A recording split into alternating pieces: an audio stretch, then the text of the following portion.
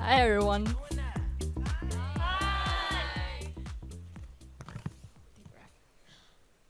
We're so happy to see you all here. Today we are not just giving a presentation, we are sharing a letter of all our love, and it's for all of you. Dear supporters, healthcare workers, and young Chinese American adults in this room, Have you ever felt something building inside you? A pressure, a noise, a feeling you can name but stay silent anyway? Have you ever carried so much inside but didn't know how to begin explaining it? Or felt like maybe no one will understand if you did? We want to show you what care could look like. It's not a diagnosis, it's not a therapy session. It's a moment of pause, a drawing, a breath, a way to hear the humming inside that we have learned to ignore. this is a map drawn by someone who doesn't know how to explain their feelings in words. Before, mostly blank, maybe a scribble of the stress in the chest and throat. After, color, place of wounds, tension, release, all in less than 2 hours. This is what care looks like, and this is how we begin to translate that humming inside the body into something visible. We capture it in a small pamphlet you can hold in your hand, a quiet convenience, a place to reflect, map, and remember. Your body knows your feelings matter and your care can begin with a humming. None of this was designed alone. It was built collectively in community center, in conversation with people who said. Mental health, that's not for us. So we asked, what is for us? We invited young first generation Chinese Americans to co create every part of it.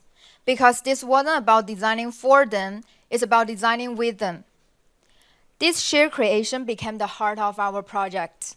We called it Humming Inside Us, a collective care and visioning lab created to explore culturally rooted self care practices for young Chinese American adults navigating emotional wellness together. It's a step toward a future where every one of them can feel truly seen and heard. And in April, this idea came to life. We hosted a mind-body connection workshop in collaboration with Zilu Wang, a powerful music therapist and gentle facilitator. Zilu guided us through music, movement, and reflection. And in that quiet, something shifted. People began to hear themselves. One participant said, I felt a headache before I started, but after I can feel my whole meridian circulation system. My hand is relaxed and free as the wind. It was a space where emotions didn't have to be explained to be valid, just felt, noticed, and honored. Some projects started with curiosity, but this one started with a quiet humming inside us, always there just beneath the surface. I'm Jiayao. I'm Nany. Both of us grew up in China. We learned early to perform well, behave well, feel quietly. And emotions, they were something you manage alone, behind closed doors. But when we moved to the United States, we entered a world where people name their emotions aloud. I'm anxious. I'm burned out. I need space. At first, we nodded alone, but inside, we felt a gap between what we could felt and what we could say. All of those moments in our journey weren't just beautiful, it was revealing.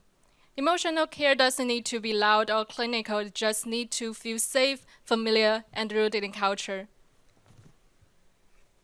So we began with a vision. What if we reimagine emotional awareness not just a solo journey, but something collective, creative, and rooted in culture that shaped us? So we moved through interviews, surveys, and literature. What shaped us most were the voices we met along the way. Real stories from young Chinese American adults navigating silence, strength, and self-awareness. We are honored that one of those voices, Aijia, is with us today. Oh, thank you. Okay. Her insight, like so many others, helped us ground this project in lived experience. And among the many stories we heard, we want to share one that has stayed with us deeply. Amy's. Amy is 25 years old, Chinese, and worked at a design company in New York City. She never complained. She said she stayed late, smiled when she was tired, and never let anyone see her struggle. In her family, emotions were weakness. Swallow it, move on. That's what her parents always said. But over time, her body began to speak the things she couldn't. First came the headaches, then stomach pain, then dizziness. She went from doctor to doctor, took pill after pills. But each time they told her, "You are fine." But she didn't feel fine. One morning, as she reached for her coffee, her hands trembled. Her coworker Emily noticed, "You okay?" Amy opened her mouth to say yes, but her voice cracked. And for the first time, she let herself admit, maybe she wasn't. Emily's story isn't unique. About 1 in 5 Chinese patients in general medical settings report physical symptoms that actually rooted in psychological distress, but they are rarely named that way. Instead of saying I'm anxious, they say I cannot sleep. Instead of saying I'm overwhelmed, they say my chest feels tight. What leads to this phenomenon? Collective is culture value play a crucial role. In this culture context, maintaining family and community harmony is often more important than expressing individual emotions. Negative feelings like stress, sadness, or frustration can be seen as selfish, weak, or even disruptive.